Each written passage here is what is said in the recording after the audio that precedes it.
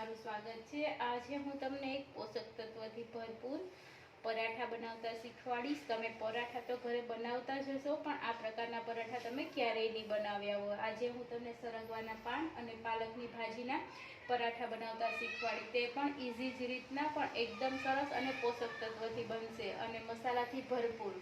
તો ચાલો બનાવવાનું સ્ટાર્ટ કરીએ। તમે મારા વિડીયોમાં એન્ડ તક જરૂર જોજો।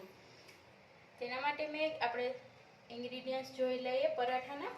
તો ઝીણો ઘઉંનો લોટ 1 વાટકી લીધો છે। સરગવાના પાનને મેં ઝીણા સમારી અને લીધા છે। પાલકની ભાજી પણ ઝીણી સમારીને લીધી છે। આદુ મરચાં અને પેસ્ટ, અને બાકીના જે મસાલા છે આપણે ડાયરેક્ટ એડ કરીશું। તો ચાલો બનાવવાનું સ્ટાર્ટ કરીએ। મેં એક લોયું લઈ લીધું છે, તેમાં આપણે ઝીણો લોટ એડ કરી દઈશું। હવે જે આપણે પાલક લીધી હતી તે હું એડ કરી દઉં છું। 1 વાટકીમાં મેં અડધી વાટકી પાલક, અડધી વાટકી સરગવાના પાન એડ કરી દઉં છું। આદુ મરચાંની પેસ્ટ છે, જો આ તમે બાળકો માટે બનાવતા હોય તો સ્કીપ કરી શકો છો। સ્વાદ અનુસાર આપણે નમક એડ કરીશું। 1/4 ટીસ્પૂન હિંગ એડ કરીશું।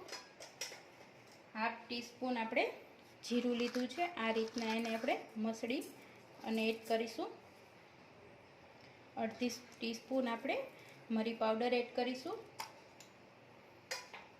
2 ટીસ્પૂન જેટલું આપણે મોણ માટે તેલ એડ કરીશું। હવે આ બધું આપણે સરસ રીતના મિક્સ કરી લેશું। આ એકદમ સરસ પરાઠા બને છે।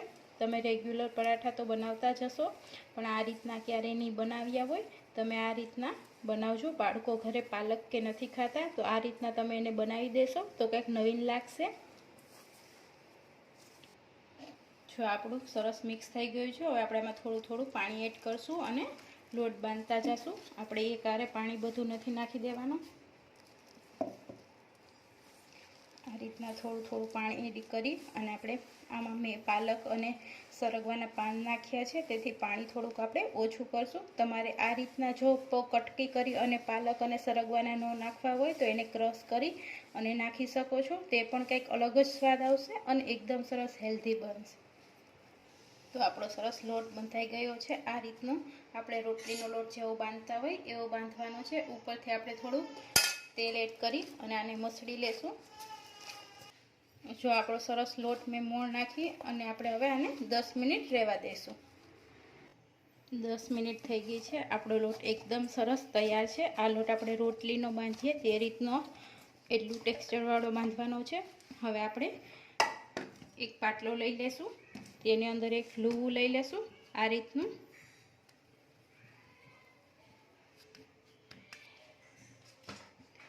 અને જે મેં ઝીણો ઘઉંનો લોટ લીધો છે તેમાં આ રીતના કરી અને પહેલાં આપણે ગોળ વણીશું।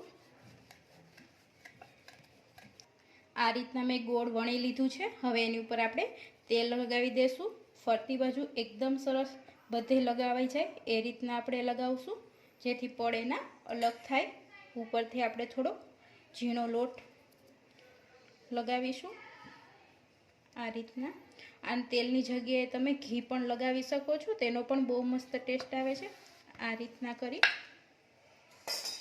અને હવે આને આપણે વણી લેશું। બહુ જાડું પણ નહીં અને પાતળું પણ નહીં, તે રીતના આપણે વણીશું આને।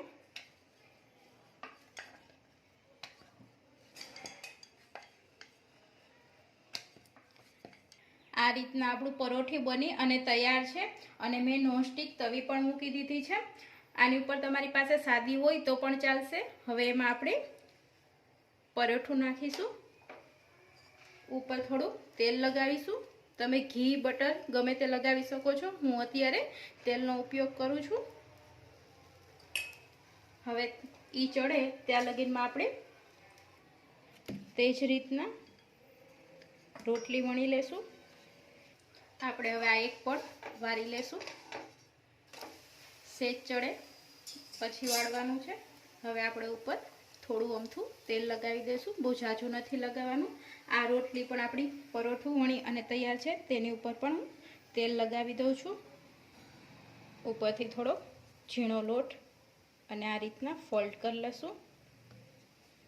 આપણે પરોઠું વણી લેશું। આ જ રીતના હું બધા પરોઠા વણી અને ચોળવી લઈશ. હવે આપણે આને બેક સાઈડ કરી લેશું. જો તમે જોઈ શકો છો એકદમ સરસ એક લાગે છે. બહુ તેલની જરૂર નથી પડતી. તમે જો ક્રિસ્પી ખાતા હોય તો ક્રિસ્પી રાખવાનું છે. જો એકદમ સરસ બન્યું છે અને એકદમ સરસ ક્રિસ્પી અને દેખાવમાં પણ બહુ મસ્ત લાગે છે.